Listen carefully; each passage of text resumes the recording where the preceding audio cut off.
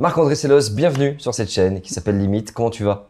Ça va. Et puis bienvenue au muséum. Ah mais ouais, merci. Tu nous accueilles carrément dans ton bureau, ici même à Paris.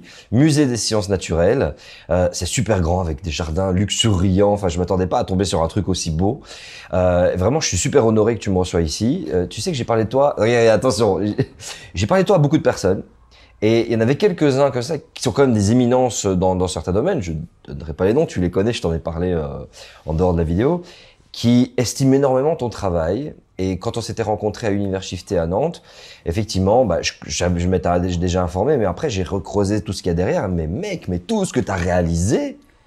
Je suis vieux, c'est tout. Non, alors, Non, mais...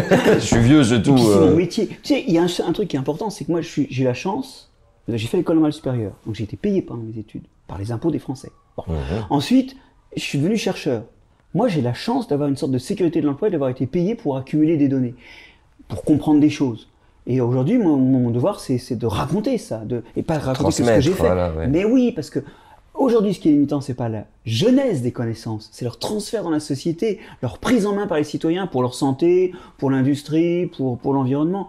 Pour notre avenir. Et c'est pour ça que tu es là d'ailleurs, sur cette chaîne qui s'appelle Limite. On est là pour parler des limites planétaires, les amis. Vous connaissez la chanson et la musique. Abonnez-vous, c'est important. S'il vous plaît. Non, mais vraiment, pourquoi je vous dis ça? Parce que on a remarqué que nos vidéos sont beaucoup suggérées. Et parfois, vous faites pas le clic de l'abonnement et après, vous en ratez quelques-unes derrière. Donc, prenez ce réflexe, c'est important. Si vous voulez nous aider, je rappelle que nous sommes une plateforme indépendante qui est intégralement financée grâce à vous. N'hésitez pas, le Tipeee, le PayPal, faites-vous plaisir. Même 1 euro par mois, c'est champagne. On est content, enfin c'est champagne qui coûte pas cher forcément pour le coup, mais voilà, faites-vous plaisir, n'hésitez pas à commenter tout le long de cette vidéo sur les choses que nous allons raconter et de la partager, ça va être important parce qu'on va parler biodiversité, on va parler de ce qu'il y a dans le sol, de ce qu'il y a dans notre ventre aussi. Et avant, je voudrais démarrer déjà d'entrée de jeu avec cette vidéo pour que tu parles d'un événement qui va avoir lieu prochainement. C'est important de le dire déjà, puisqu'on va essayer de sortir cette vidéo quand même dans les temps, pour que les gens puissent quand même en profiter. C'est du côté de Rouen, BioG. Est-ce que tu sais nous expliquer c'est quoi? Alors BioG, c'est une association de sociétés scientifiques, d'académies, sciences, médecine, agriculture, le muséum. Tous ces interlocuteurs se sont réunis pour essayer de promouvoir l'explication du vivant dans la société, remettre ça au service des gens. Et là, à Rouen, avec la ville de Rouen, on organise 14-15 octobre un événement public et gratuit, avec des conférences, des cafés scientifiques, des balades en ville, sur microbiote, santé et environnement. On veut montrer aux gens que, en fait, les microbes qui nous entourent, c'est des outils pour être en meilleure santé, pour que notre environnement aille mieux. Alors, il y a des tas de gens connus, Karsanti, Orsena, et tous ces gens-là vont parler un petit peu, expliquer ce que les microbes peuvent faire pour nous, en bien, parce que ce qu'ils font en mal, on le sait. Ouais. En fait, en bien, ils font plein de trucs. Eh ben, on va creuser ça. Donc, à BioG, on vous met les infos en description. Dépêchez-vous, on sent vraiment la vidéo. Là, c'est à mon avis, d'ici quelques jours, ça va se produire. Foncez-y. Marc-André, aujourd'hui, on est dans un monde, je vais pas redresser un tableau, où tout a été énormément artificialisé. On a dépassé énormément de limites dans tout. Toi, ton domaine d'expertise, pour ceux qui ne te connaissent pas, qui n'ont pas entendu parler de toi, je sais qu'il y a un livre là qui est juste là, et il faut le montrer, exactement, l'origine du monde, juste le nom, il met une punchline. Est-ce que tu pourrais nous parler un petit peu de ton sentiment face à ces limites, mais surtout tout ce que tu as pu aussi accomplir dans ta vie en creusant toutes ces questions-là en matière de biodiversité du vivant? Parce que tu as dit je suis vieux, bon, je ne connais pas ton âge, ça va, tu tiens bien la route, mais connaître un petit peu tout ton domaine, tout ton champ d'expertise. Moi, quand j'étais petit, j'étais passionné de champignons. Donc je suis devenu mycologue, comme on dit. C'est-à-dire que moi, j'identifiais des champignons le week-end pendant que les autres faisaient du foot. Donc ça m'a suivi toute mon enfance. Puis au moment de devenir plus grand, j'ai commencé à étudier l'écologie des champignons.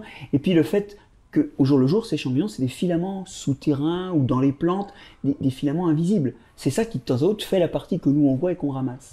Donc en fait, en m'intéressant à leur mode de vie au jour le jour, je me suis retrouvé plongé dans le monde des microbes. Et puis après, je me suis intéressé aux autres microbes, les bactéries, les amibes, tous ces trucs-là. Et moi, ce que je fais, c'est de comprendre comment fonctionnent les microbes du sol et comment, notamment, ils font le sol, ils permettent aux plantes de pousser. Alors, en fait, plus généralement, moi, quand je raconte des histoires de microbes, j'essaie de montrer qu'au-delà du fait qu'ils font des maladies, ça on le sait bien, depuis Pasteur, on sait aussi, et d'ailleurs on le sait depuis Pasteur, mais ça on le dit moins, on sait aussi qu'ils font la santé. aussi bien la santé des écosystèmes, le bon fonctionnement des écosystèmes, parce que c'est eux qui font tous les processus dans la nature, que la nôtre. Un exemple. Bon, toi et moi, on est fait de 10 000 milliards de cellules humaines. 10 000 milliards. Ouais, c'est beaucoup. Actuellement ou durant toute notre vie? Non, actuellement. Actuellement, donc. Juste là. Juste là, parce qu'on les renouvelle. Ah non, mais aussi. tu les as toutes en face de toi. Alors tu les renouvelles, donc dans ta vie, tu en auras plus. Ouais. On a autant de cellules, de microbes sur notre peau, dans notre nez, dans notre gorge, dans nos poumons, Non. et surtout dans notre tube digestif. Alors ces cellules-là, de bactéries, de levures, les levures, c'est des champignons unicellulaires, hein, Ouais. elles sont plus petites que nos cellules. Donc au total, ces 10 000 milliards de microbes, ça fait 1 kg, 1,5 kg. Tu vois, c'est pas énorme. Non, mais Ça va. dans notre corps. Dans notre corps, sur Si notre on peau. enlevait tous les microbes, toutes les bactéries, en fait, on aurait un poids de 1 kg, quoi. Tu fais disparaître toutes tes cellules, pouf, mais il reste un petit tas de microbes qui fait 1 kg, 1,5 kg. Il y a surtout en fait le contenu de ton tube digestif. Oui, bien Massivement, sûr. c'est là. Mais pas Bien que, sûr. hein, t'en as sur la peau et tout. Alors longtemps, moi, pendant mes études, on me disait, ouais, bah, c'est la microflore commensale. En gros, ça veut dire qu'elle habite là, elle se nourrit là, Mhm. mais nous, ça nous fait rien. C'est pas vrai. On découvre maintenant qu'en fait, ça fait plein de choses et en fait, qu'il n'y a pas une seule de nos fonctions à nous qui ne soit en partie remplie par eux. Je te donne des exemples. La digestion. La digestion des aliments, les microbes, ils participent à attaquer les aliments, les couper en petits morceaux qui sont récupérables par eux d'ailleurs parfois et par nous. Ils nous aident à digérer. Ils émettent des molécules qui régulent nos fonctions, notamment qui régulent la mise en réserve. Genre, par exemple, ça t'évite de faire trop de gras. Ils envoient des molécules qui te calment la faim. Ils participent à la sensation de satiété. Mais c'est pas tout. Comme ils sont là, ils occupent le terrain, et puis en plus ils ont intérêt à ce que ce terrain se développe bien, parce que c'est le gîte et le couvert pour eux, ta peau ou ton tube digestif. Mhm. Eh ben, ils luttent contre les aliens qui essaient de t'attaquer. C'est un écran, par leur présence, à l'attaque de microbes indésirables. Par exemple, on est plus dans la population on est très nombreux, pratiquement 80%, à avoir des staphylocoques dorés sur la peau. Ouais. Mais on n'en sera pas malade, parce qu'il y a d'autres microbes qui les empêchent de se développer, alors ils sont là mais ils ne prolifèrent pas, et donc c'est une sorte d'écran. Mais c'est pas tout. Ils émettent des molécules qui régulent le fonctionnement de ton système immunitaire, qui le rendent plus efficace. D'ailleurs, par exemple, la cicatrisation, ça implique les cellules de ton système immunitaire, tu cicatrises moins vite si tu n'as pas de bactéries sur la peau. Alors l'expérience a été faite sur des souris, mais aujourd'hui en milieu hospitalier, on ne nettoie plus les plaies. Sauf Alors si qu'avant, sauf c'était. si elles s'infectent. Oui, non, bien sûr. Parce que ça cicatrise plus vite. Mais c'est pas tout. Il y a aussi des molécules qui sont émises qui régulent, tiens-toi bien, ton humeur et le développement de ton système nerveux quand tu es un enfant. Il faut que tu m'expliques en détail. J'ai souvent entendu effectivement parler que notre deuxième cerveau, c'est l'estomac, et que ce qui s'y passe, en fait, dans notre tube digestif, va réguler notre humeur. Parce que tu as dit quand on est enfant. Mais alors, donne-moi des détails là. Alors, je vais te donner des détails parce qu'en fait, on connaît surtout ça parce qu'il marche pas. Voilà, mais voilà. Mais quand on dit que le cerveau, l'intestin est un second cerveau, Ouais. on dit jamais que le cerveau est un second intestin, donc c'est un peu du n'importe quoi. Mais ce que ça veut dire, c'est que dans l'intestin, c'est le plus gros attroupement de neurones après le cerveau. Et ces neurones sont connectés effectivement au cerveau et à la moelle épinière. Mhm. Et ces neurones qui sont dans l'intestin, ils peuvent recueillir des messages venus du microbiote. On sait par exemple que certaines bactéries provoquent des états dépressifs. Alors, ça suffit pas d'avoir la bactérie pour avoir la dépression, c'est toujours multicausal. Oui, il y a un environnement, il y a tout, il y a plein de choses, d'accord, bien sûr. Mais à Caperton, au Canada, il y a une grosse inondation, les gens ont bu de l'eau contaminée. Ouais. Et puis parce que les secours sont pas venus assez vite avec de l'eau propre. Et ensuite, il y a eu des épidémies de dépression incroyables qui correspondaient pas à ce qu'avaient vécu les gens. Et on pense que c'est des campylobactères qui les avaient contaminés et qui avaient induit des états dépressifs, c'est ça d'entre eux. À l'inverse, tu as des microbes comme des lactobacilles, par exemple ceux qu'on trouve dans le yaourt, qui jouent favorablement sur l'humeur. Alors tu vas pas être très joyeux tout de suite, mais tu as une plus grande résistance au stress. C'est des tests psychologiques qui ont été faits, hein. On donne ces bactéries à des gens, on leur donne pas, et puis on s'aperçoit que ils stressent moins dans une situation stressante. Tu leur montres un bébé en train de se faire égorger, ceux qui ont pris, qui ont rien pris, ils disent c'est horrible, ils te notent ça 10 sur 10 dans l'horreur. Ceux qui ont pris ces trucs-là, ils disent ah ouais c'est pas terrible, ils te mettent 9 sur 10 dans le degré de l'horreur. Et donc, et on voit très bien d'ailleurs quand on fait des électroencéphalogrammes que l'activité cérébrale n'est pas la même. Donc, en fait, leurs produits, leurs sécrétions, les molécules qu'ils émettent se mêlent de tout. Et nous, on est adapté à ça parce que depuis depuis que l'homme est homme, il Oui. est contaminé par ça. Donc ça fait partie du fonctionnement ordinaire. De toutes les espèces vivantes, en fait. Ça a complètement Il y été a ça chez les négligé. chiens, il y a ça chez les girafes, c'est bien. Mais alors, là où on découvre ces rôles en creux, c'est quand ça marche plus. Nous, on vit en Occident dans un monde très propre. Ça nous évite Tout est les maladies. aseptisé. Complètement. Les surfaces, les aliments, tout est cuit. Toi, tu te savonnes tout le temps. Ouais. Les antibiotiques dans la nourriture. Des émulsifiants, Ça fait des quoi conservateurs. Oui, les conservateurs. Ces ouais, molécules-là sont toxiques pour certains microbes. Oui, c'est ce qui permet de conserver en fait tout ça le plus longtemps Et les possible. émulsifiants, c'est ce qui permet de faire la structure des aliments industriels. Ouais. Tu vois. Et ben ça, tes microbes, on appelle ça le microbiote, Ouais. l'ensemble de ces microbes, ils appartiennent quand même, pour un individu comme moi, à 5-6 000 espèces. C'est Ouais. énorme. Hein. Ouais. Et ben il y a des espèces qui supportent pas la lécithine de soja. T'en as d'autres qui est un émulsifiant. T'en as d'autres qui supportent pas les édulcorants, comme l'aspartame. Mhm. Donc il y a des morts. Et on découvre aujourd'hui que l'une des causes des maladies émergentes, je vais te dire lesquelles, c'est une réduction de la quantité de microbes. Alors ces maladies émergentes, c'est celle du métabolisme, diabète, obésité. En fait, quand tu as moins de microbes, quand tu as moins d'espèces, tu commences à plus avoir celles qui régulaient le fonctionnement de la mise en réserve. Garde bien là où tu es. Ça veut dire qu'on mange de la nourriture aujourd'hui ultra industrialisée, d'une qualité mais effroyable, avec des nutriments mais à ras les pâquerettes, parce qu'il faut produire massivement et que ça fait, voilà, ça nourrit tout un système économique. Et donc nous on mange ça. Et donc à la fois on stocke de la graisse parce qu'il y a beaucoup de graisse, beaucoup de sucre là-dedans, voilà. Et en même temps on a tellement aseptisé le truc que c'est comme si en fait on augmentait le risque, mais on augmentait en plus de ça le risque parce qu'il qu'on y a bousille la régulation. c'est ça, mais c'est en fait on se bousille de plein de façons, c'est Bah ouais. dingue. Non, mais alors, donc, le truc, c'est qu'effectivement, il y a des bactéries qui permettent de pouvoir espérer réduire les symptômes d'obésité. Bien sûr, ça explique pas tout. Tu as aussi des causes génétiques, on n'est pas tous pareils, et puis il y a la façon dont tu manges qui joue. Mais voilà, donc les maladies du métabolisme, diabète, obésité, sont liées à une réduction de la diversité microbienne. De même, on retrouve ce phénomène de réduction de diversité microbienne chez les gens qui ont des problèmes avec leur système immunitaire, asthme, allergie. Ouais. Dans le cas de l'asthme, les bactéries pulmonaires sont moins diversifiées. Et c'est dû à quoi ça? Alors, on rentre là-dedans parce que justement, on n'est plus assez contaminé, parce qu'on prend des produits qui abîment ces microbes. Et puis à la fin, donc, ils ont plus de mal à arriver à nous parce que notre environnement est clean. Ouais. Et puis ils se prennent des baffes dans la gueule parce que tu te pulvérises un truc, parce que tu as de la toux, donc tu prends un pchit, et le pchit, il détruit. Et donc, si tu veux, tout le monde ne devient pas asthmatique. Mais chez certains, ça fait basculer la composition de ce microbiote vers des choses qui favorisent la maladie, qui sont un des facteurs de la maladie. Mais c'est pas tout. Là, je te parle de maladies du système immunitaire.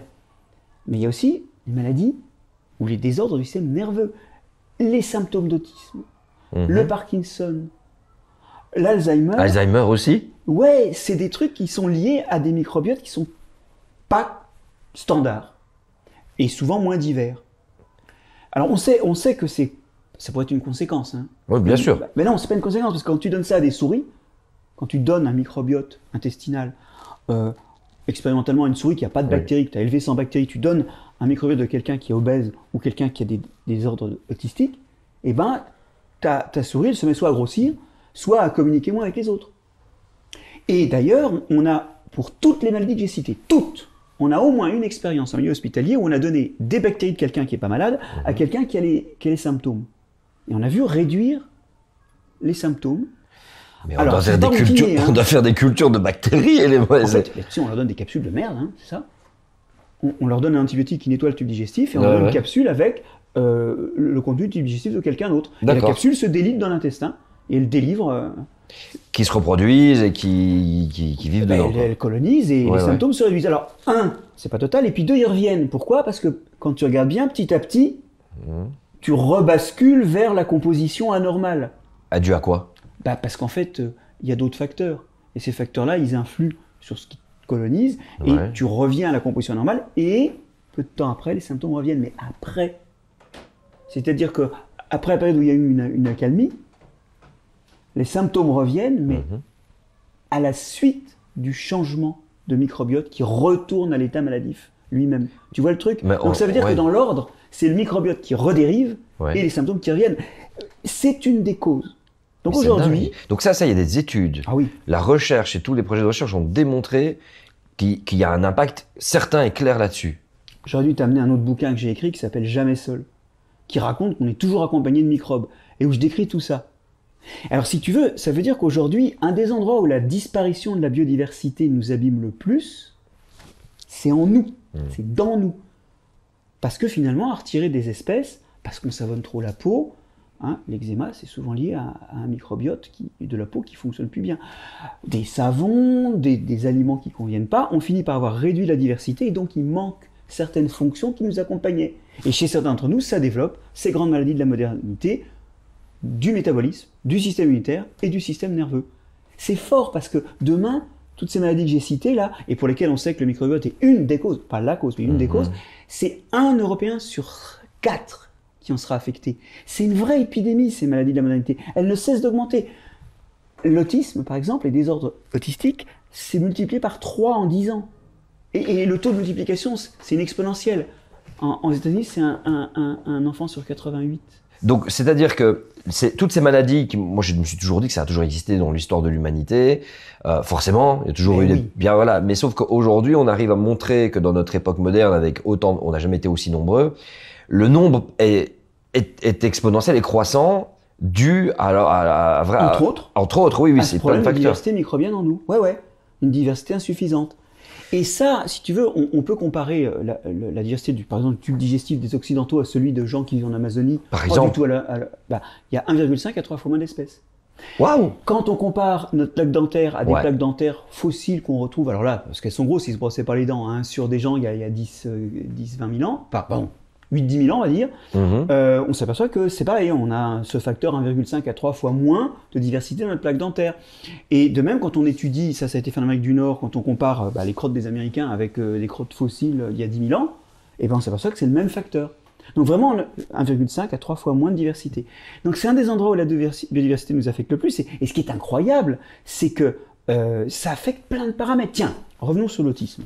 Il y a des gamins à qui on a donné pendant 8 semaines, on a transféré le contenu fécal de leurs parents. On leur fait ce qu'on appelle un transfert fécal. Alors attention, ça ne se fait pas à la maison, hein. C'est sur le milieu hospitalier. Il y a déjà eu 2 morts d'ailleurs. Parce que quand tu transfères les bactéries de quelqu'un à quelqu'un d'autre, tu peux transmettre une bactérie pathogène et ça peut se passer très mal. Donc, pas à la maison, hein. Ok? Mais je dis ça parce qu'il y a des... Non, mais il y a des gens qui sont venus me voir après des confs, disant, j'ai essayé, je me sens mieux. Bon, non. Wow, mollo, les gars. Je mange pas ces crottes. Voilà. Mais ces gamins, 8 semaines de traitement, pendant 18 semaines, c'est-à-dire 10 semaines après le traitement encore, ils ont eu des améliorations de leurs symptômes. Et comme les symptômes d'autisme, c'est un problème de développement, le système nerveux ne se développe pas tout à fait pareil. Comme là, pendant quelques temps, on a remis le développement sur le bon chemin, on s'est aperçu que cette amélioration, parce que d'habitude, c'est la bile, ça passe. Mais là, comme c'est du développement dont il s'agit, en fait, ça dure. Et on s'est aperçu que 2 ans après, enfin, ça a été étudié, c'est pas aperçu par hasard, hein, 2 ans après, ils ont toujours une amélioration significative de leurs paramètres comportementaux. C'est énorme, hein. Alors, demain, ce qu'il va falloir, c'est arriver à extraire quelles bactéries font quoi, voire même quelles molécules elles émettent qui régulent. Les interactions on et va tout. pas manger du caca, hein, c'est pas l'idée. Oui, ne faites pas ça, s'il vous plaît. Voilà. Si vous y avez pensé, avouez-le en commentaire, mais ne le faites pas. Je suis sûr qu'il y en a. Et ça existait dans la médecine chinoise ancienne. Hein. Ah ouais. Ça s'appelait la soupe dorée. Tiens, le mot est... D'accord. Mais justement, donc, vas-y, excuse-moi, tu veux continuer sur un truc parce que moi, je voulais te lancer par rapport à ça. On dit souvent, on est ce qu'on mange. Qu'est-ce qui a fait? C'est quoi? Ok, les antibiotiques qu'on a mis dans notre nourriture, qu'on prend au quotidien dès qu'on a une petite maladie, etc., qui a drastiquement diminué. C'est drôle parce que j'ai l'impression que ce qu'on a fait sur notre corps, on l'a fait avec les sols aussi. On va y venir. On pourrait faire un parallèle très certain. Moi, il y a une question que j'ai toujours voulu savoir. Quand on me prescrit des antibiotiques, parce que j'ai une bactérie, ou parfois en prévention, j'hésite toujours à les prendre. Parce que je me dis, oulala, qu'est-ce qui se passera le jour où j'ai 70 balais, qu'on produit moins d'antibiotiques potentiellement, j'en sais rien, et que je me retrouve dans une situation où il y a eu des résistances qui ont été faites par certains machins. Je suis l'avis du médecin, il n'y a pas de problème. Voilà. Mais ce qui se passe souvent, c'est que je me suis posé cette question. Je suis pas en train de dire ne prenez pas d'antibiotiques, bien au contraire. De me dire, mais attends, mais est-ce que les antibiotiques n'attaquent que ce que j'ai envie de balancer et qui est relou, ou ça attaque tout? Parce que quand je prends des antibiotiques, je ne sais pas si c'est dans ma tête ou pas, je ne veux pas venir avec ce biais de perception, vraiment pas, mais je me sens très raplapla, très fatigué, très démoralisé. Et je me dis non, c'est sans doute pas ça. Je dois avoir à lire des études. J'ai pas envie de, voilà, de nouveau, mon opinion n'est pas une vérité scientifique, s'il vous plaît. Mais ça attaque les bactéries qui auraient demandé aussi là-dedans ou pas? Ah bah oui, l'intérêt des antibiotiques, c'est que t'as pas à savoir quelle bactérie te rend malade. L'antibiotique, comme il tue tout, il va tuer n'importe quelle bactérie Mais qui te c'est rend malade. effroyable alors. Donc c'est leur efficacité. Après, le truc, c'est qu'il y a des fois où t'as pas le choix, faut prendre. Bien sûr, bien sûr, bien sûr. Mais il faut le prendre le minimum de fois. Et très souvent, il y a des médecins qui prescrivent un peu au cas où, pour se garder et pour te garder. Et ça, c'est pas génial. Il faut vraiment former les médecins à prescrire au minimum des antibiotiques, parce que c'est vrai que des fois on en a besoin, mais c'est pas bon du tout pour notre microbiote, ça c'est clair. Et c'est une des choses qui affaiblit notre microbiote. Mais je voudrais te dire quelque chose, c'est que tu penses évidemment à ces antibiotiques que tu prends des fois, mais revenons à ce qu'on disait tout à l'heure. Le nombre de fois où il y a des émulsifiants, ou des édulcorants, ou des conservateurs dans des plats que tu manges, ça c'est pas bon non plus pour ton microbiote. Et puis, il y a aussi le côté positif, qui va peut-être te donner des perspectives pour entretenir ton microbiote. Les perspectives positives, c'est de nourrir ton microbiote. Alors comment Eh ben, ça c'est les fonctionne? fibres. En France, on a eu ce truc, cette pub là, 5 fruits Les 5 légumes. légumes par jour. Ouais. Hein, bon, en fait, il y a des fibres dans les légumes et dans les végétaux en général. Il y en a dans tes céréales aussi. Hein. Ces fibres, on les digère pas. C'est bizarre. Alors pourquoi on dit qu'il faut, hein, c'est pas nourrissant. Pourquoi il faut en prendre? Alors J'ai tout le fait monde le dit. lien, j'ai fait la condition. Ah oui, tout le monde dit quoi Pourquoi il faut prendre des fibres? Les fibres, ça, on dit tout je le temps, sais ça pas. améliore le transit. Site intestinal, Mais oui. ouais, mais ça, c'est marrant, c'est vrai. Attention, parce qu'il y en Mais a qui ont exagéré avec leur pub, comme je l'ai cité, Actimel, El Immunitas, bon pour le transit intestinal. C'est un peu du marketing le truc. Alors hein. moi, je ne prendrai pas position sur Ne prends pas Marc Pelé, position. Mais c'est un peu comme si tu dis, ah bah moi j'ai acheté une voiture parce que j'aime bien la couleur de sa carrosserie. C'est vrai que ça joue. Enfin, ça sert à autre chose, la voiture. Ben, les fibres, ça sert vraiment à autre chose. C'est vrai que ça améliore le transit digestif, mais c'est un détail. En fait, comme ces fibres, elles sont digérées par les microbes du microbiote. Waouh. C'est leur nourriture. Ouais. Donc là, Pour on a... mémoire, en Europe, hein, on ne mange que 50% de la dose recommandée. Donc on les nourrit pas assez. Donc il faut manger des fruits et légumes, frais ou cuits d'ailleurs. Hein. Les fibres, elles disparaissent pas à la cuisson. Bon à savoir. Contrairement aux vitamines. Ouais. Donc, il faut bouffer des fibres pour nourrir ces microbes. Alors, tu vas me dire, qu'est-ce que je fais? Je bouffe du poireau, de l'avocat, de la pomme. Il y a un coach derrière la caméra qui acquiesce parce qu'il engraille beaucoup, c'est pour ça. Donc, excuse-moi. Mais alors, bon, tu bouffes ce que tu veux. Hein. Bon, moi, je vais pas regarder dans ton assiette. Non, mais le mais truc, c'est il qu'il a faut fond. bouffer très diversifié Ouais, parce que ouais. chaque légume ou chaque fruit amène une fibre différente et nourrit des microbes différents. Et si tu fais ça, tu vas notamment nourrir des microbes qui fermentent en produisant du butyrate. Ouais. Oui. Les microbes de notre tube digestif fermentent et ça fait l'odeur de nos pets. Oui, L'odeur de voilà. nos pets, c'est les déchets gazeux de nos microbes. Plus l'odeur est forte, plus il y a des bactéries ou Non, c'est compliqué, hein, voilà. c'est plus compliqué. Enfin, Zut, je pensais que j'allais avoir un argument avec ma chérie. je peux pas détecter, si tu veux, tes microbes à l'odeur de tes pets. Si c'est D'accord. ta question. J'adore cette Je conversation. n'aurais pas besoin d'aller les sentir. Non, je ne me permettrai pas, t'inquiète pas. Non, mais donc le truc, si tu veux, c'est que ces microbes qui fermentent et qui produisent du butyrate, le butyrate, non seulement c'est une source d'énergie pour les cellules intestinales, ah oui, parce que ce que tu pètes pas, ça passe dans le sang, et ces molécules-là représentent 5 à 10% de tes besoins énergétiques, parce que tes cellules les utilisent. Hein. Ah oui. Ce que tu pètes, c'est des trucs que tu aurais pu utiliser dans tes cellules. Mais en plus, le butyrate, c'est un régulateur du système immunitaire qui va faire, entre autres molécules émises par le microbiote, que le système immunitaire s'active pas n'importe comment, mais juste quand il y a vraiment une agression. Et ça, c'est important parce que quand il s'active n'importe comment, ça crée des états pro-inflammatoires. Les allergies et tout puis ça. des états inflammatoires. Ouais. Et ces états inflammatoires, il y a des systèmes de radicaux libres qui jouent, c'est mutagène. C'est-à-dire, c'est Donc, mutagène. Bah, ça fait des mutations et notamment, certaines d'entre elles peuvent faire des cancers. Ok. Ah oui, oui. Donc tu vois, c'est le circuit état pro-inflammatoire, état inflammatoire, cancer.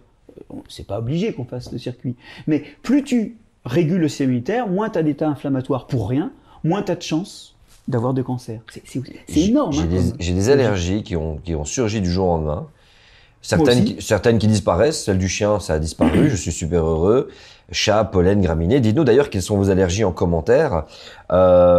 Souvent, on me dit que je dois me faire désensibiliser. Parce que ça va très loin. Alors pourquoi pas? Mais je me dis toujours, ok, mais désensibiliser, c'est-à-dire que je dois faire quelque chose va régler le symptôme, mais je ne sais pas si je règle la cause. Et est-ce que cette cause est réglable? Je veux dire, peut-être en mangeant plus de fibres, en parallèle il y a plein de facteurs, soin symptomatique de la désensibilisation, tu peux avoir un soin prophylactique, anticipé, préalable, qui est d'avoir un bon microbiote. Alors, il y a aussi le microbiote de ta peau, hein, Vince. Parce que une douche tous les jours savonnée, c'est débile, c'est trop. Il faut que tu règles en fonction de la façon. Qu'est-ce qu'on dit à ceux qui font 2 fois par jour? Et 2 fois par jour alors? Ah ben, trop. Hein. Ah ben, tu sais quoi? Mais nos ancêtres, ils ont évolué, ils ont été sélectionnés pour pas se laver. Mais voilà. Se laver un peu, ça évite des maladies, on est d'accord, on va se laver. Bien sûr. Mais ça, c'est un truc qui est très important. Moi, c'est pour des raisons de sobriété, honnêtement, que je prends moins ma douche. Tu vois qu'en plus, là, c'est aligné, les deux. Bon, complètement. Donc, je vais être très honnête, je la prends tous les 2 jours. 3 jours même par mois. Mais moi aussi. Parce que le truc, c'est que moins tu te douches. Mais c'est notre éducation. Moins tu sécrètes de sébum. Voilà. Les bactéries de ta peau, elles bouffent le sébum, elles le transforment en odeur. Donc, plus tu te laves, plus ton corps compense. Le sébum, il est parti au lavage. Il en refait. Du coup, comme il y en a plein, les bactéries le fermentent vite et tu pues plus vite quand tu te laves souvent. Alors que quand tu te laves moins. Au début, c'est le bordel. Et puis, au bout de quelques jours, ça se stabilise. Ou 2 semaines, il faut que tu trouves ton rythme. Chacun son rythme. Hein. Oui, non, voilà, on n'est pas en train de dire aux gens de. Mais moi, je vais pas vous donner votre rythme de douche. Et puis, il y a une autre chose. Est-ce qu'une douche, elle doit toujours être savonnée? Peut-être que des fois, alterner une douche frottée au gant et une douche savonnée, ça peut être bien. Encore une chose, ton savon, est-ce qu'il est bactéricide? Il y a des pubs à la télé qui disent « Ouais, ce produit, il est génial, il tue 99,9% des bactéries. » Stop! Ça, c'est la preuve qu'il ne faut pas l'acheter. Parce qu'il est plus cher parce qu'il y a ce produit et il va nettoyer ton environnement. Et donc, ça, c'est pas tout. L'excès de nettoyage d'environnement, c'est pas bon parce que c'est comme ça qu'on n'est pas riche nous-mêmes en bactéries. Et puis, il va te nettoyer trop toi-même. Savon bactéricide, uniquement si le médecin l'a demandé. Mais il y a mieux. Ton savon, il est peut-être liquide. Alors, je te dis pas, pour trimballer ton savon, il faut plus de CO2. Ça produit plus de CO2 puisqu'il faut trimballer de l'eau avec. Mais comme il y a de l'eau, il s'oxyde plus vite. Parce que les réactions chimiques se font plus vite dans l'eau. Donc, il faut mettre un antioxydant. Comme il y a de l'eau et du savon, il y a des microbes qui peuvent manger de ça. Donc, il faut mettre un bactériostatique ou un bactéricide. On appelle ça un conservateur ou un stabilisateur. Eh ouais! Donc, on arrête les savons liquides. Parce que les savons liquides, ça coûte du CO2 à transporter et dedans, il y a des additifs pour que ce soit stable, qu'il n'y a pas dans un bon pain de savon à l'ancienne. Et l'emballage plastique. Le savon de Marseille ou le savon d'Alep. Ouais, mais attends, alors, je découvre tellement de choses. Vraiment, tu es une mine d'informations. J'adore. Je bois tes paroles et je vais le transposer. Qu'est-ce qui se passe, Marc-André, dans un monde, et on va y aller cash, c'est le principe de la chaîne, où on a des contraintes non gérées politiquement, non gérées culturellement parlant, on ne voyait pas le truc arriver. Et tout d'un coup, le truc nous tombe dessus. Voilà, une explosion de nouvelles maladies qui arrive. Oh, une maladie qui vient du pergélisol. Tiens, on s'y attendait pas. Oh, tiens, des bactéries, ils font quelque chose. Enfin, voilà. Et que on se retrouve dans cette société ultra aseptisée, en tout cas dans nos régions. Mais comment est-ce qu'on anticipe? Quel est le message on devrait passer? Parce que forcément, moins d'énergie disponible, parfois ce sera moins d'accès à l'eau, etc. Est-ce que c'est quoi? C'est aujourd'hui déjà s'adapter, ralentir pour en fait faire en sorte que notre système immunitaire fasse plus le travail? Parce que le problème, c'est que venir avec cette notion du système immunitaire qui fait plus le taf, ça a créé au fait toute une déviance de l'autre côté en disant ouais, moi je vais pas me faire vacciner contre la polio parce que la polio, tu vois le truc un peu. À ma connaissance, hein, moi j'ai bien regardé parce que j'ai un petit mouflet, donc avant qu'on le vaccine, j'ai regardé. Honnêtement, il y a toujours un risque vaccinal, mais il est toujours inférieur au gain de la perte du risque de maladie. Bénéfice. C'est ça. Le vaccin est un risque, mais c'est individuellement et collectivement un risque moins grand que celui d'avoir la maladie. La polio, alors là, les gens, ils vivent avec une cuillère d'argent dans la bouche. Moi, j'ai enseigné au Brésil, j'ai longtemps été prof dans une université brésilienne, j'avais des gamins qui avaient eu la poliomyélite, tout déformé, horrible. Ça abîme. Bon, donc, pour les vaccins, moi, je suis plus pro-vax, voilà. Mais revenons à ça. La vaccination n'a pas d'impact sur le fonctionnement du système immunitaire qui soit massif et délétère. Le truc, c'est qu'il faut user toutes les ressources. Donc, il faut avoir un système immunitaire qui fonctionne. Pour ça, il faut avoir un bon microbiote, parce qu'un des régulateurs, c'est le microbiote. Ensuite, on peut mettre quelques vaccins par-dessus, c'est pas un problème. Sinon, il faut faire feu de tout bois. Mais aujourd'hui, ce qui se passe, c'est qu'on vit trop proprement, on mange trop proprement, et on a perdu la béquille microbiote. Mais donc, c'est-à-dire que si tu as un retour de flamme de l'effet de l'anthropocène sur le vivant, et donc tu as un petit virus ou des bactéries, etc., là, on se retrouve. Est-ce qu'on a un risque? Regarde, j'ai donné un autre exemple.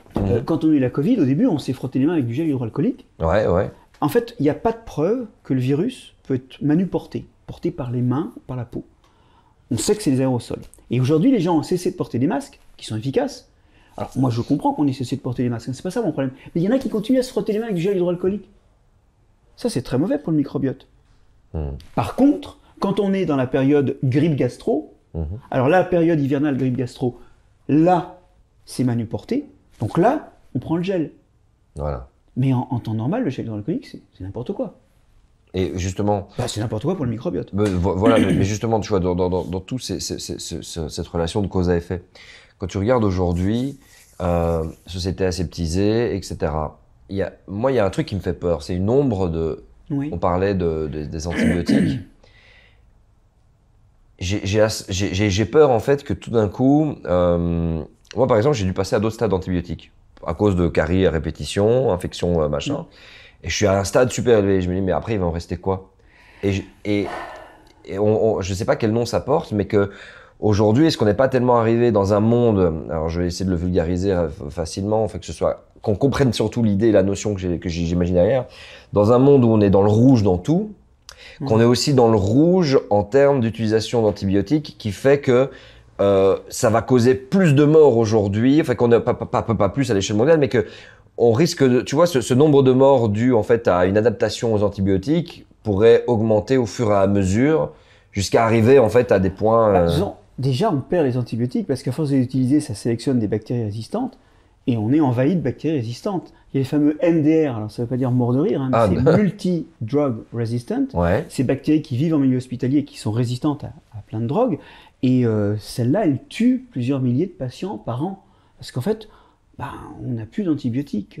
Et justement, elles vivent en milieu hospitalier. On a des antibiotiques rares qu'on utilise dans ces cas-là. La ressource, c'est encore les microbes.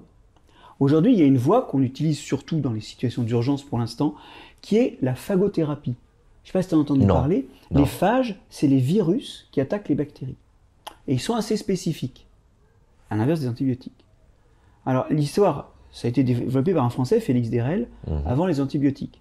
C'est un peu plus compliqué que les antibiotiques, parce qu'un antibiotique, comme il tape large, t'es malade, pof, je te colle un antibiotique. De base, l'antibiotique, ça vient de quoi? Des champignons, c'est ça? Ouais, ou des bactéries elles-mêmes. Voilà. C'est des molécules avec lesquelles ils s'entretuent, les microbes. Voilà. Et nous, on a récupéré les produits des guerres microbiennes pour faire notre business. D'accord. Mais c'est pas une mauvaise idée, hein, ça a sauvé des vies, c'est évident. Bien sûr. Les virus, eux, ils sont spécifiques. Donc, si jamais tu es malade, on isole ta bactérie. Alors, c'est un peu plus long. Hein. On prend ta bactérie, on l'isole, on voit laquelle c'est, on teste des virus dessus, on s'aperçoit que tel virus la tue, on te donne les virus, t'es guéri. Et ça n'a tué que cette bactérie. Alors aujourd'hui, c'est utilisé un peu en traitement de sauvetage quand il y a des problèmes d'infection chronique, qu'on n'arrive pas à gérer par des antibiotiques. Mais demain, cette phagothérapie, qui d'ailleurs date d'hier, puisque, une fois de plus, elle a été développée avant l'ère des antibiotiques, et d'ailleurs dans les pays de l'Est, il y a encore un gros institut à Tbilissi en Géorgie qui travaille là-dessus, avec des collections somptueuses de tas de virus, justement, à essayer sur toutes les bactéries qu'on leur soumet et qu'on veut tuer. Dans le bloc de l'Est soviétique, ils avaient continué à faire de la recherche là-dessus. Nous, quand on a eu les antibiotiques, on a arrêté ça. Parce que ça a été rapide et efficace. Donc, si là encore, finalement, la parade à ce problème de résistance et d'antibiotiques qui sont à bout de souffle, c'est des microbes encore, Waouh, virus. on y revient. Et donc, si tu veux, ce qu'il faut, c'est arriver à comprendre que dans les microbes, il y en a qui sont utiles aussi. Et valoriser ça au maximum. Donc déjà, tu vois, dans ta santé à toi, mais aussi dans l'environnement. Alors ça, par parenthèse, justement, à Biogé, on va en parler. Voilà. Hein, on va avoir des confs, moi j'en ferai une ou deux. Il y a des gens qui viennent nous parler de la recherche sur la peau, la recherche sur les poumons. Oui, parce que les poumons, la santé des poumons, c'est les bactéries qu'il y a dedans. Il n'y en a pas beaucoup, mais il y en a et elles sont très importantes. On va avoir des gens qui vont nous parler de ça, ils vont nous parler aussi des aliments fermentés, parce que la fermentation des aliments, c'est aussi des microbes au service de l'homme. Et puis de tous les microbes dans l'environnement, parce que dans les sols, dans les eaux, il y a des microbes et certains sont des outils pour nous. Tu vois, c'est ce côté science-solution. Et les microbes incarnent bien ça. Aujourd'hui, la science, elle sert qu'à expliquer les problèmes. Il y a une maladie qui apparaît, on convoque un scientifique. Il y a un feu au Canada, on convoque un scientifique. Tu vois, ça c'est la science Cassandre, elle explique les catastrophes. Si on la prend en charge avant, elle offre plein de solutions, et notamment des solutions microbiennes pour des tas de choses. Eh ben regarde, on a pris les petits ensemble, nous, en tant qu'espèces vivantes, hein, et c'est toutes ces petites espèces vivantes en nous qui nous permettent de réguler notre humeur, notre santé physique, en fait notre vie, et c'est ça qui est très beau d'avoir ramené ça.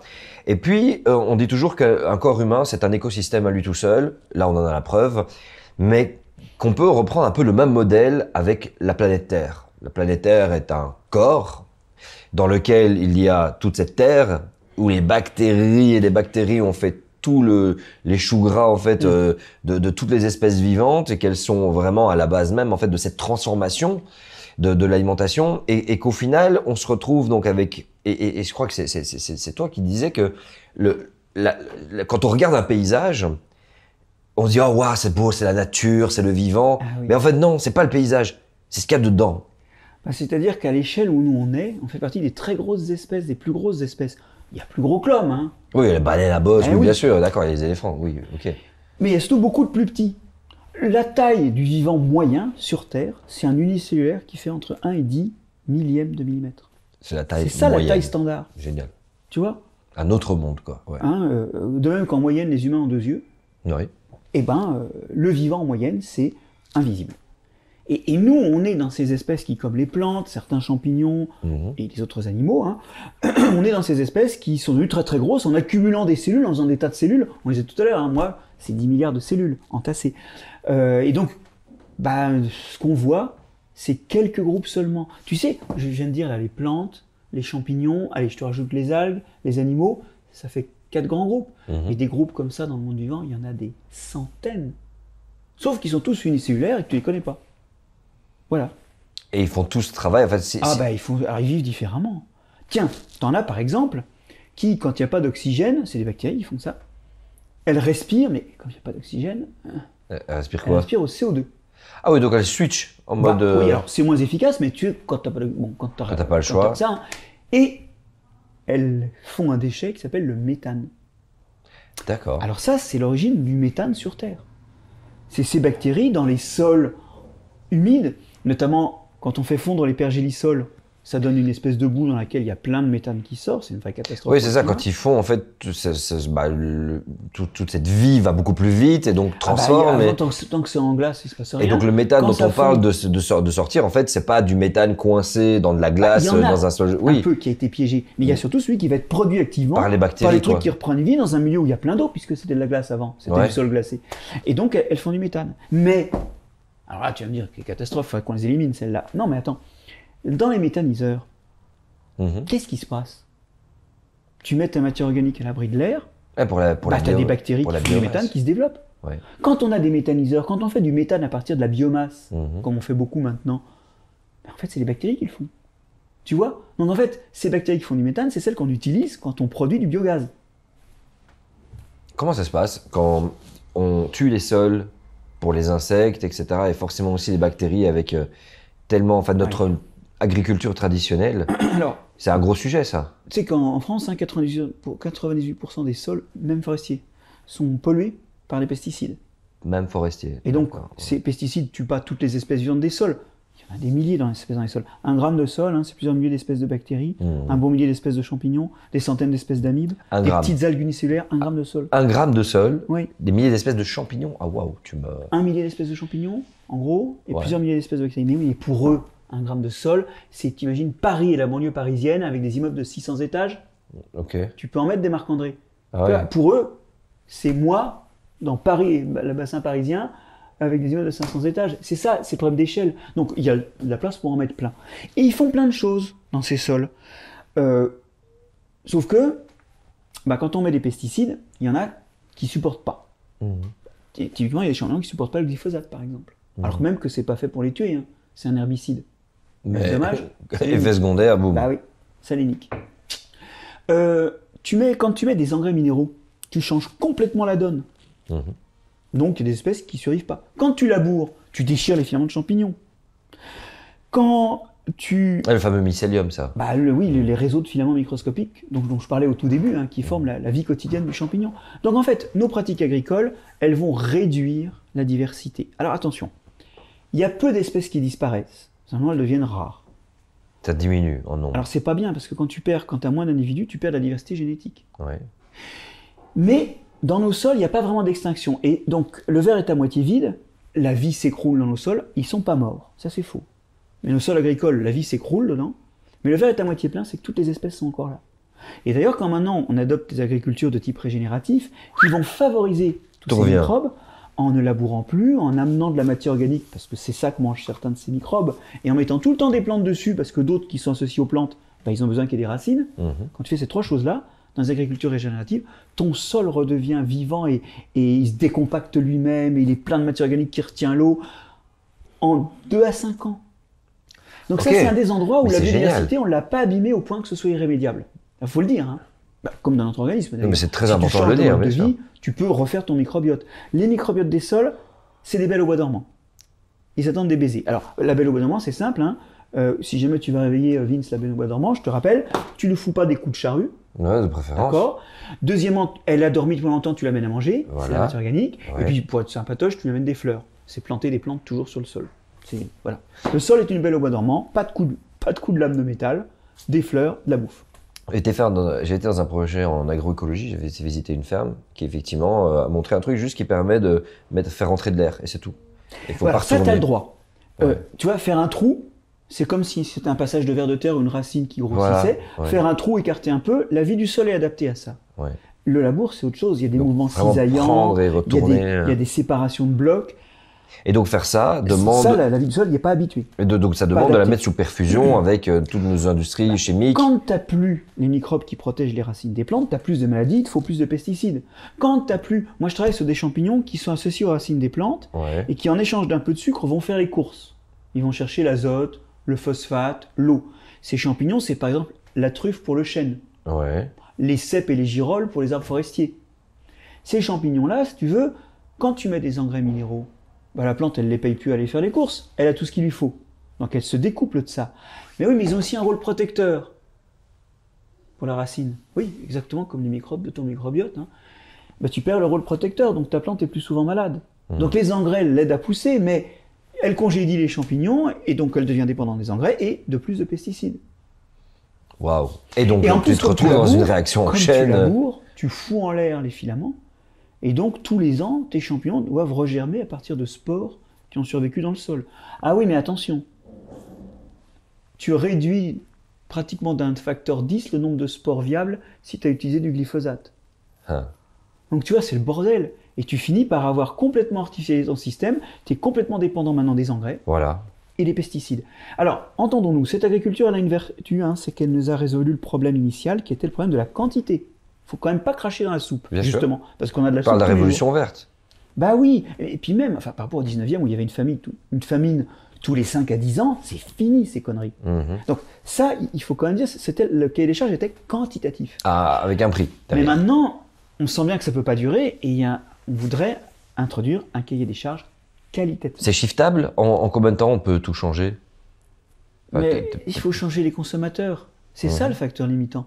Des gens qui font de l'agriculture non labourée, il y en a. Des gens qui font de l'agriculture bio, alors elles labourent, c'est pas terrible, mais il n'y a plus de pesticides. Déjà, c'est bien, enfin, c'est deux voies intéressantes. Oui, mais il n'y a pas de marché pour ça. L'agriculture dite de conservation, on ne laboure pas, les gens ne connaissent même pas le label au cœur du vivant. Les gens ne connaissent pas le label. Le bio, les gens connaissent le label, mais là maintenant qu'il y a des problèmes d'augmentation des prix, ben, ils font des économies là-dessus.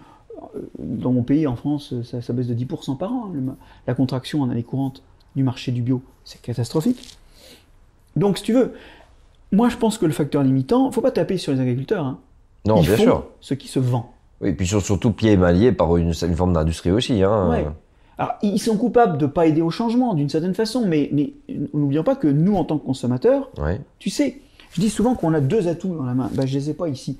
C'est la carte d'électeur. Dans notre jeu, on a deux atouts, la carte d'électeur et la carte bancaire. Avec ça, finalement, chaque achat est un vote pour une forme de production.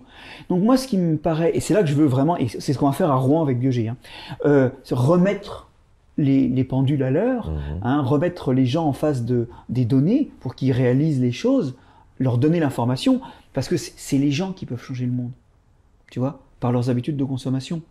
Et en l'occurrence, en plus, on a souvent un bon alignement entre ce qui est bon pour l'environnement et ce qui est bon pour la santé. Enfin, en tout cas, dans le domaine agricole, c'est assez clair.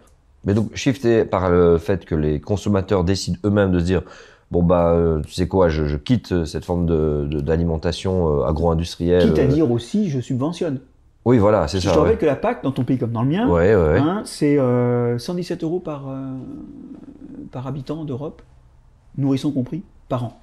D'accord. Bon, bah avec ça, on pourrait décider qu'on ne donne pas n'importe comment, on le donne à une certaine forme d'agriculture que nous souhaitons collectivement et démocratiquement. Mais tu vois, la prise de conscience, elle n'est pas là. Non, parce que déjà, il faut la comprendre pour nous, pour notre santé, simple, pour notre alimentation. Il faut la comprendre pour des raisons de limites planétaires, hein, d'utilisation d'engrais, des raisons climatiques aussi, des raisons sociales aussi. Tout ça, c'est pas évident. Le truc là, tu parles du social, c'est les pauvres qui trinquent encore. Parce que qui est-ce qui arrête de manger bio? Les personnes qui n'ont pas les fonds, qui n'ont pas les moyens. Donc tu vois, en fait, il y a souvent quelque chose aussi de bien aligné entre le social et l'environnemental. Parce que quand l'environnement se dégrade, les riches, ils vont là où il fait frais en été en ce moment. C'est ça, les pauvres, ils restent chez eux. C'est un peu le même principe. J'ai les moyens, donc je peux mettre autant de panneaux solaires que je veux. Je peux mettre une pompe à chaleur très facilement. Je peux rénover ma maison. Je peux me permettre de manger bio, meilleur pour ma santé. On a déjà démontré dans certains pays que plus l'indice socio-économique est faible, plus malheureusement l'alimentation elle est mauvaise et plus elle est élevée. On parlait de l'obésité tout à l'heure. Hein. L'obésité, elle est proportionnelle au revenu. Voilà. C'est effectivement dans les CSP qui ont le moins de pouvoir d'achat qu'on trouve le maximum d'obésité. Mais donc quand tu es dans un monde malheureusement qui se contracte d'un point de vue des énergies, bon forcément les choses vont se contracter de plusieurs façons. Soit tu contrôles, soit tu contrôles pas la situation. Mais ça veut dire que quoi qu'il arrive, plus ton revenu est faible. Et alors là, je parle d'expérience. Hein, je veux dire, je suis un peu l'entre-deux-mondes. Hein, je côtoie des personnes que je peux qualifier de bourgeoises, comme je côtoie des personnes qui sont vraiment dans des galères. Hein. Par mes origines, forcément, on est un petit peu dans tous les milieux. Et oui, malheureusement, dans les milieux plus de ma communauté, entre guillemets, enfin, le terme communauté est bizarre parce que je suis dans la communauté humaine, c'est comme ça que je m'estime, mais bref. Oui, non, mais dans ton milieu socioculturel. Exactement. On va faire les courses au moins cher, où tu achètes des grosses quantités et tu regardes, tu vois que ça fait le tour du monde et ça veut dire que c'est même pas bon, quoi. Sont pas chers, mais en fait, ils sont secrètement chers parce que ça va augmenter tes cotisations sociales pour soigner des maladies. C'est ça. Ça va augmenter tes impôts cachés locaux pour la qualité de l'eau. Parce que sous une agriculture qui pollue, l'eau, il faut la nettoyer. Donc il y a des coûts cachés. On appelle ça les externalités négatives, mais c'est un terme pourri parce que comme ça se répercute sur ta santé, c'est très intime en fait. C'est pas des externalités, c'est souvent des internalités. Mais on le sent pas. Tu manges ton truc là, ton pot de Nutella, façon de parler. Le truc est pas cher à la caisse, tout compris à la fin, plus tard. Ouais. Maladie, purification de l'eau, il est plus cher.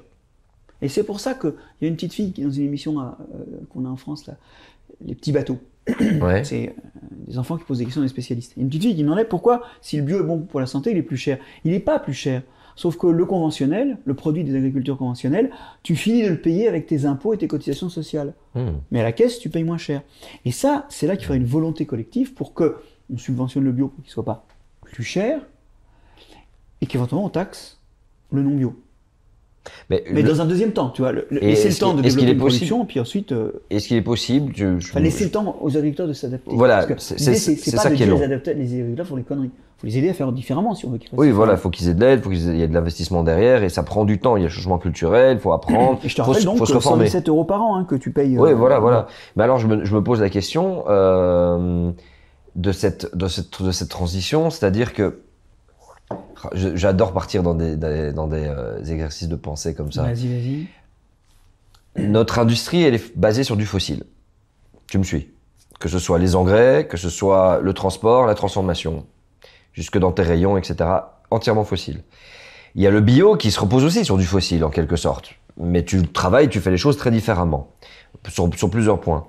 Est-ce qu'il est possible en sachant qu'on arrive à des limites physiques dans le fossile et qu'en plus de ça, on a un changement climatique, donc on le laisse dans le sol, donc on l'utilise moins, en fait, d'aller dans quelque chose qui est plus de l'agroforesterie, de l'agroécologie, mais qui, alors là, a réduit la part de fossiles de manière immense, met en valeur toute cette notion du microbiote intestinal du sol, si tu vois ce que je veux dire, de tout ce fonctionnement d'agroécologie, et qu'en plus de ça, on fasse bio et qu'on le mette à grande échelle, qui permettrait en fait de réduire les coûts sur les soins de santé demain, quoi. Est-ce que pour toi, ce shift, il est réalisable et quels sont les freins qui nous y empêchent pour l'instant? Alors, il faudrait donner aussi à des énergéticiens Il y a des agronomes, mais il y a des modèles qui tournent d'agronomes qui montrent que des choses sont possibles. Le truc, c'est que il y a des variables d'ajustement dans cette histoire-là. Par exemple, sur la bouffe, 33% de notre nourriture finit à la poubelle. Parce que date limite de péremption, puis dans les pays tropicaux, c'est plutôt parce que les infrastructures de transport permettent pas Chaîne du froid et à tout, temps. c'est compliqué et tout. Ouais. Bon, on mange trop de viande. On mange 4 à 5 fois trop de viande. Culturel, là. On dit 20-25 kilos par personne et par an. Nous, on est à entre 80 et 100. Ouais. Et ça, c'est toxique. Hein. Ça fait plus d'AVC, ça fait plus de cancer du tube digestif. On est dans la zone de toxicité de la viande. Bon. Si on consomme moins de viande, on va libérer des surfaces qui servent actuellement à nourrir des animaux. 71% des surfaces agricoles de l'Europe servent à nourrir des animaux. C'est énorme. Si tu manges 3 fois moins de viande, tu vas libérer les 2 tiers de cette surface. Et là, tu vas pouvoir faire du végétal. Et ce végétal, tu pourras le faire en étant moins productif.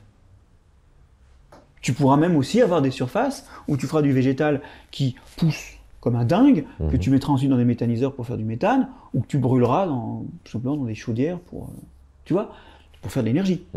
Donc l'idée, c'est de maximiser ça.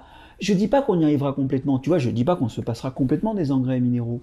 Oui. Mais ce qu'il faut, c'est utiliser très parcimonieusement dans un cocktail d'autres solutions. Donc ça ne veut pas dire qu'il n'y aura pas plus de viande, ça veut dire que ce sera bien entendu réduit, parce qu'on a toujours besoin des engrais de la viande bovine en quelque sorte. Enfin, bien sûr, mais nous on a besoin de certaines ruminants. vitamines D, E, K qu'on trouve dans la viande, on a besoin aussi d'oméga 3, et la viande est une source d'oméga 3. Ça ne veut pas dire qu'on ne peut pas être végétalien, mais quand on est végétalien... Mais on est en sur-régime, quoi qu'il arrive, on est en sur-régime. Mais nous, on en prend trop. Oui. Voilà, on en mange trop. On en prend trop, et donc il faut retrouver un équilibre qui permet de penser que, oui, enfin, il y a des modèles qui tournent et qui montrent que c'est envisageable. Et surtout, si tu veux, l'idée, c'est de s'appuyer au maximum sur la nature. Je te donne un autre exemple. Quand tu mets des fongicides sur une plante, que ce soit préventif ou curatif, tu vas tuer les maladies. Mais tu tues aussi les microbes qui habitent la plante. Ah bah oui, parce qu'elle est comme toi, à sa surface. Elle a des bactéries, des levures, des choses comme ça, qui s'installent là, qui vivent là et qui protègent leur territoire, donc qui empêchent les maladies d'arriver. Donc quand tu bousilles tout, tu bousilles ta maladie, mais la minute d'après, ta plante, elle n'a plus ses alliés naturels de défense. Donc elle attrape plus facilement des maladies. Donc ce qu'il faut aujourd'hui, c'est basculer vers des systèmes où on maximise les mécanismes, alors j'allais dire naturels, entre guillemets, microbiens, du fonctionnement de la plante. D'accord ? Ça ne veut pas dire zéro intrant, ça ne veut pas dire zéro pesticide, mais ça veut dire qu'on les minimise de façon à jouer sur les défenses, entre guillemets, naturelles, qui sont en fait des défenses microbiennes en partie. On réduit, on transitionne le mieux possible en accompagnant les agriculteurs, mais à partir on fait des haies pour empêcher la propagation des maladies, parce que c'est une de leurs fonctions, les haies. On a oublié parce qu'on a supprimé les haies quand on avait les pesticides. Mais une des fonctions des haies, c'est d'empêcher les maladies de se transmettre. Ça, c'est ouf, ça. Hein. Ben oui, c'est du cloisonnement. Cette notion est incroyable. C'est exactement comme quand on voulait éviter que la Covid se propage, on a arrêté un peu trop tard les échanges internationaux. On essayait de cloisonner. Les haies, c'est fait pour cloisonner. Wow. Donc tu vois, et puis alors tu peux très bien aussi avoir dans les champs des mélanges de variétés qui ont des résistances différentes aux microbes, ce qui fait que les microbes qui résistent sur l'une des plantes, quand ils passent à la suivante, elle est résistante à des pathogènes différents et éventuellement il ne peut pas s'installer. Donc les maladies ont du mal à se propager dans un environnement hétérogène. Mélanges variétaux, des haies, retarder le plus possible les traitements, et tu arrives finalement à reconstituer des logiques qui vont te conduire à n'utiliser les pesticides que vraiment si le système craque, genre une année humide, où tu es pourri de mildiou. On a connu ça dans le vignoble cette année. On a eu des catastrophes avec le mildiou et l'oïdium, parce que ça a été une année humide sur la façade atlantique. Ouais, donc le changement climatique, malheureusement, aussi a un effet sur absolument tout le reste, en quelque sorte. Il ne va pas nous aider, dans les régions humides, à lutter contre les maladies, et dans les régions sèches, il ne va pas nous aider à produire. Ça, c'est sûr. Waouh. Allez le choper, de préférence. Je tiens quand même à le dire, parce que c'est vrai que j'avais eu l'occasion de le jeter la dernière fois. Vous entrez dans la vallée du mort, ok. Ça fait un peu flipper Il y a des dessins humoristiques. J'ai un illustrateur qui aime bien déconner sur le texte, et c'est Arnaud Affalian, il fait un travail génial.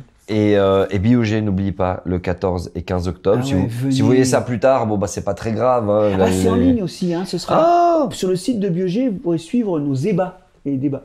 C'est très joli. Je te remercie beaucoup, Marc-André. On se revoit de toute façon une prochaine fois. On a Quand tu tellement veux. d'autres sujets à aborder. Quand tu seras à Bruxelles, alors je me pointe ici au Musée des Sciences Naturelles de Paris. On met les caméras et on discute et on échange. T'étais très bien sapé aujourd'hui, un petit... C'est la tenue de fin d'automne. Ah voilà, businessman, hein, J'aurai avocat. d'autres cravates encore à Rouen, c'est promis. Ouais, c'est vrai. Juste avant qu'on se quitte, petit conseil aux gens qui nous regardent. Ce qui te passe par le cœur, par la tête. Achetez jamais seul, l'autre bouquin sur les microbes, et surtout, mangez des fibres. Franchement, c'est ce que vous pouvez faire de mieux pour votre santé, parce qu'en plus, ces végétaux, il y a des vitamines dedans, donc mangez des fibres, et cessez de vous bourrer de viande. Profitez-en plus quand vous en mangez, tiens, par exemple.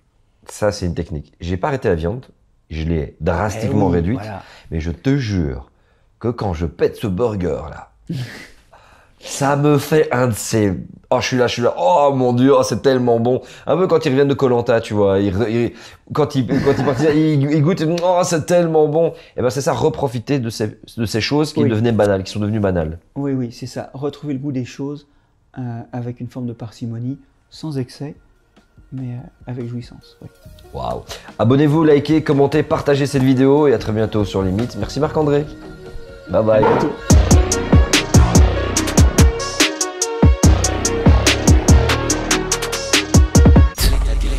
Quelle est ta définition